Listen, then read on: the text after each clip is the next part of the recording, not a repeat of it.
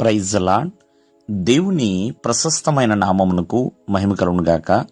ప్రభువు పేరట మీ అందరికీ హృదయపూర్వక వందనాలు. ఈ ఉదయకాలము దేవుని వాక్యాన్ని విందాం. యోహాను సువార్త 15వ అధ్యాయము 2వ వచనము.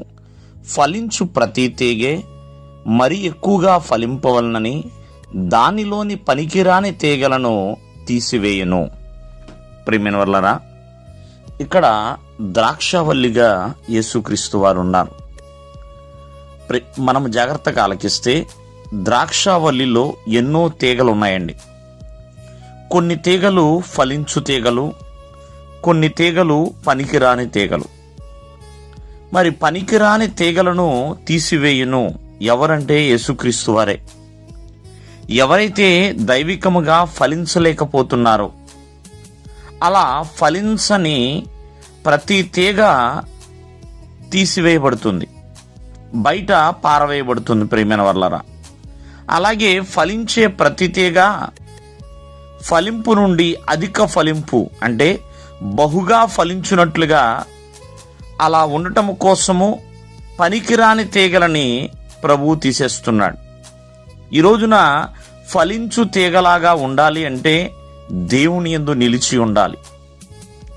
ఎవరైతే ప్రభు యందు నిలుస్తారో వారు ఎంతో చక్కగా దేవునిలో ఫలిస్తూ ఉంటారు. 2, ఫలించాలంటే దేవునికి వేరుగా ఉండకూడదండి. ఎందుకంటే ఆయనకి వేరుగా ఉండి ఏమాత్రము కూడా మనం ఫలించలేం. ప్రభువులో నిలిచి ఉండాలి. 2వదిగా దేవునికి వేరుగా ఉండకూడదు. అంటే ప్రభువుకి అనుకూలముగానే ఉండాలి.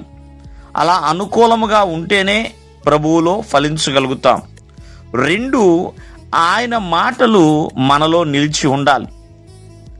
దేవుని యొక్క మాటలు మనలో నిలిచి ఉండాలి. ఆయన ప్రేమ నిలిచి ఉండాలి.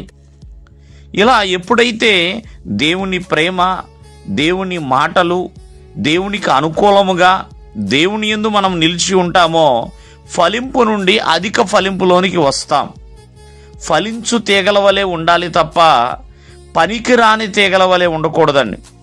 పనికిరాని తీగలు ఎప్పుడైనా తీసివేయబడతాయి, బయట పారవేయబడతాయి, ఎండిపోతాయి. ప్రియమైన వర్లరా, కాబట్టి ఫలించు తీగకి ఎప్పుడూ కూడా దేవునిలో విలువ ఉంటుంది.